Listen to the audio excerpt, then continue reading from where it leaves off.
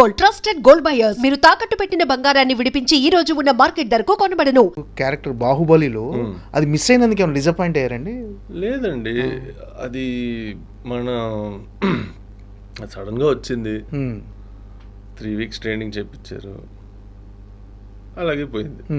So మనకేమంటే ఇది ఎక్కువ మనసులో తీసుకుని అయ్యో అంటే ఆ సినిమా రిలీజ్ అయిన తర్వాత చాలా అయ్యో ఇంత పెద్ద క్యారెక్టర్ చేయొచ్చు. మొన్న కూడా ఎవరో ఫోన్ చేశారు ఢిల్లీ నుంచి, you should get some movie like Baahubali type man అన్నాడు. Okay said I already got but it didn't work out అని అంటే ఓ వై ఇది అది వాళ్ళకు ఉంటుంది, నాకు అంత లేదు. బికాస్ ఓకే వచ్చింది పోయింది, no problem, part of life. Wins and losses. Sport ఎక్కువ ఆడితే అది ఈజీగా నేర్చుకోవచ్చు. అంటే 3 నెలలు ట్రైనింగ్ ఇచ్చి ఈ సినిమాలో మీరు చేయట్లేదు. 3 వారాలు ట్రైనింగ్ ఇచ్చి అంటే ఆల్మోస్ట్ మీరు అనుకున్నారు దాంట్లో బాహుబలి. ఆల్మోస్ట్ మీరు అనుకున్న తర్వాత మీరు లేరు అని చెప్పినప్పుడు ఎలా కన్వే చేశారు దాన్ని మీకు?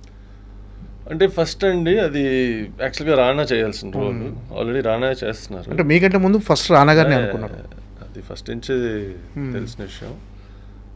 మేబీ ఆయన షెడ్యూల్ ప్రకారమో డేట్స్ ఇష్యూ ఉండి I don't know what is the story, కానీ ఆయన సడన్గా ఆయన చేయట్లేదు అని నాకు అవకాశం వచ్చింది. సో ఆయన మళ్ళీ రిటర్న్ వచ్చారు. సో ఆయన మళ్ళీ రిటర్న్ రాగానే వాళ్ళే చెప్పారు, నో యాక్చువల్లీ రానా చేస్తున్నారు, ఈ కాలకీయ రోల్ యాక్చువల్గా ఆఫర్ ఇచ్చారు. ఓకే, కానీ అప్పటికి అది కొంచెం క్యారెక్టర్ డిజైన్ వేరేలా ఉండింది. ఆ ఫేస్ కనిపించకుండా జస్ట్ పర్సనాలిటీ బేస్ చేసి. సో అప్పుడు అనుకున్నాము అమ్మ అంటే దట్ ఫస్ట్ అదే అది వచ్చుంటే అది ఫస్ట్ సినిమా అన్నది. సో అప్పుడు అమ్మ వచ్చి ఎందుకు ఫస్ట్ సినిమా ఫేస్ కనిపించట్లేదు మనకి, జస్ట్ టాల్ సమ్ పర్సనాలిటీ, అది ఎవరిని కూడా సెట్ తెలియదు అని. కానీ అఫ్ కోర్స్ అది కూడా మారిందిలే స్క్రీన్లో చూసినప్పుడు. బట్ ఇలాంటివి వస్తూ పోతూ ఉంటాయి. ఇప్పుడు అమ్మ కూడా చాలా సినిమాలు చేయాల్సింది డేట్స్ వల్ల ఇది వల్ల చేయలేకపోయారు, అది బ్లాక్ బస్టర్లు అయ్యాయి, మంచి క్యారెక్టరైజేషన్స్, సో అలాంటివి ఉన్నాయి. It happens, it's part of the industry అండి. అది మనం దాని గురించి ఎక్కువ ఆలోచిస్తే మనకే నష్టం. ఏది ఇక్కడికి తీసుకోరు, వదిలేస్తారు అంతే. అంటే తీసుకోవాలి ఓకే, బట్ మన చేతులు లేదు కదా, వి కెనాట్ కంట్రోల్ కదండి. మన ఏదో చేసి మేబీ వాళ్ళకి నచ్చలేదు, వీడు సరిగా లేడు, ఇలాంటి చేసి పోయిందంటే అది వేరే విషయం. అప్పుడు మనం వచ్చి ఓకే నేను I have to improve myself, ఇంకా హార్డ్ వర్క్ చేయాలి. ఆ ఫీడ్బ్యాక్ వస్తే మనం we can work on it. Feedback రాలేదంటే we cannot do anything. So అంతే. డాడీతో అటాచ్మెంట్ ఎలా ఉంది sir? Nitin Kapoor very close.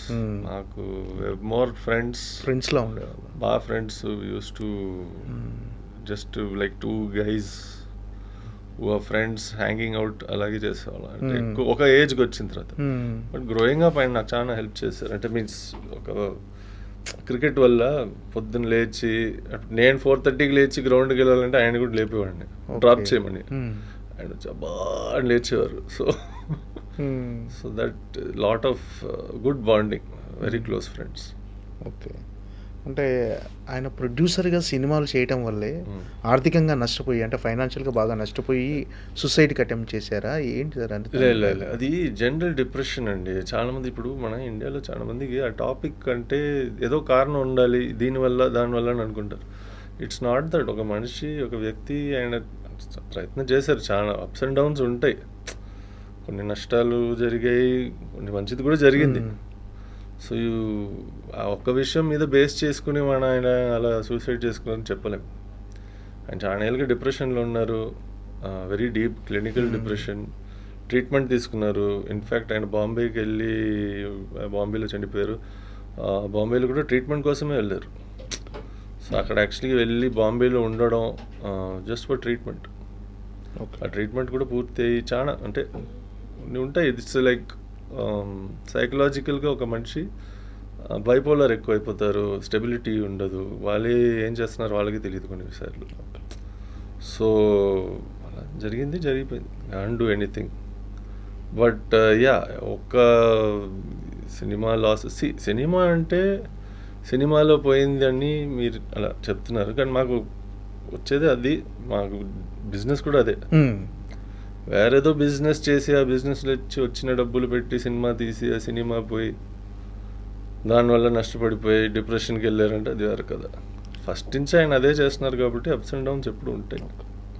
ఒక్క సినిమా 2 సినిమాల వల్ల కాదు. ఓకే, డిస్కస్ చేసేవాళ్ళండి ఆ ప్రాబ్లమ్స్ మీతో కానీ అమ్మతో షేర్ ఇప్పుడు చేసేవాళ్ళ? మేము ఒక వ్యక్తి ఇంత డిప్రెషన్లో ఉన్నప్పుడు ఫ్యామిలీ మెంబర్స్ కూడా హాస్పిటల్కి వెళ్ళి డాక్టర్స్తో మాట్లాడడం జరుగుతాయి. అంటే ఇప్పుడు కౌన్సిలర్స్, సైకియాట్రిస్ట్స్ చాలామంది ఉంటారు. అండ్ మేము చాలామందిని చూసాం కూడా డిఫరెంట్ సిటీస్లో. వేరే చెన్నైకి వెళ్ళాం, బాంబేకి వెళ్ళాం. ఇది సో ఇప్పుడు వెళ్ళినా మేము ఒక ఫ్యామిలీగా ఉండి, ఇప్పుడు మా మదర్, నేను, మా తమ్ముడు, మేము ఆల్ సపోర్టెడ్. డాక్టర్ని కలవడం, డాక్టర్తో మాట్లాడి ఎలా హెల్ప్ చేయాలి, ఈయనకి ఎలా ఇంట్లో ఎలా ట్రీట్మెంట్ చేయించడం, ట్రిగర్స్ ఏముంటాయి, ఆ ట్రిగర్స్ వల్ల డిప్రెషన్ సడన్గా వస్తాయి, సడన్గా హ్యాపీగా ఉంటారు. సో ఇలాంటి చాలా జరుగుతాయి.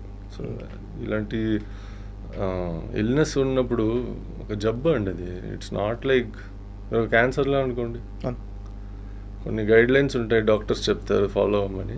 సో ఇది కూడా అంతే. సో ఇవన్నీ చేసాం మేము. సపోర్ట్ సిస్టమ్ మీకు చెప్పినట్టు మా ఫ్యామిలీ అండి, మదర్ సైడ్, ఫాదర్ సైడ్ చాలా మంచి సపోర్ట్ చేస్తారు. ఇప్పటికీ మా ఫాదర్ సైడ్ కూడా బాంబేలో ఉంటారు అందరూ, ఢిల్లీ, బాంబేలో ఉంటారు. వాళ్ళతో మాట్లాడినా ఎప్పుడు ఆల్వేస్. జితేంద్ర కపూర్ వాళ్ళ ఫ్యామిలీ, జితేంద్ర గారు ఆయనకి కొంచెం బాగా ఏజ్ అయింది ఇప్పుడు, కానీ అంటే ఆ ఫ్యామిలీ మీతో మీకు అంటే రిలేషన్స్ ఉన్నాయి సార్? ఇప్పుడు వెళ్తుంటారా, రెగ్యులర్గా కలుస్తుంటారా? ఎక్కువ జితేంద్ర గారు ఫ్యామిలీ అంటే ఆయన కొడుకుని కూతుర్ని ఎక్కువ కలవము. అంటే వాళ్ళు చాలా బిజీ. మాకు చిన్నప్పటి నుంచే వాళ్ళకన్నా మా ఫాదర్ వాళ్ళ సిస్టర్ ఫ్యామిలీ బాగా క్లోజ్. అంటే బాంబేకి వెళ్ళినా వాళ్ళ ఇంట్లోనే ఉంటాం. సో వాళ్ళ పిల్లలు అంటే మా కజిన్స్, సో బాగా క్లోజ్ ఉంటాం. ఇప్పటికి వాట్సాప్ వచ్చిన తర్వాత అందరు ఫ్యామిలీ గ్రూప్స్ అన్నీ. ఇప్పుడు నాకు బాంబే ఫ్యామిలీ గ్రూప్ ఒకటి ఉంది, ఇక్కడ చెన్నై ఫ్యామిలీ గ్రూప్ ఒకటి ఉంది. సో ఇద్దరితో రోజు టచ్లో ఉంటాం. ఓకే, అంటే నాన్నగారు అంటే బిగ్గెస్ట్ లాస్ అది ఫ్యామిలీకి. అవును, ఆ టైంలో అమ్మగారు కూడా మీ అమ్మగారు చాలా డిసప్పాయింట్ అయ్యారు నాకు తెలిసి. సినిమాలో కూడా కొంత గ్యాప్ ఇచ్చారు, చాలా కొంచెం. అవును, గ్యాప్ ఇచ్చారు. షాక్స్, బేసిక్లీ షాక్లో వెళ్తారు ఎవరైనా. సో షాక్ నుంచి బయటికి రావాలంటే ఇప్పుడు నేనేం చేశానంటే, అప్పుడు నేను అన్నీ వదిలేసి 1 full year I dedicated to my mother. ఎందుకంటే మా తమ్ముడు కూడా ఉన్నాడు, కానీ వాడి జాబ్ ఎలా అంటే వాడు కొంచెం ట్రావెలింగ్ ఎక్కువ ఉండింది. సో మాదేమంటే సినిమాలు కాబట్టి మన చేతిలో ఉంటుంది. సో నేను అన్నీ వదిలేసి ఒక 1 year ఆవిడ చూసుకున్నాను. అంటే ఆవిడ చూసుకున్నానంటే ఆవిడ నన్ను కూడా చూసుకున్నారు. So we were there for each other. Okay, ఇద్దరిని మేము సపోర్ట్ చేసి బయటపడ్డాం సిచ్యువేషన్, సాడ్నెస్ నుంచి. ఆ క్రూషియల్ టైంలో బాగా సపోర్ట్ ఇచ్చింది ఎవరు సార్ మీకు ఆ టైంలో?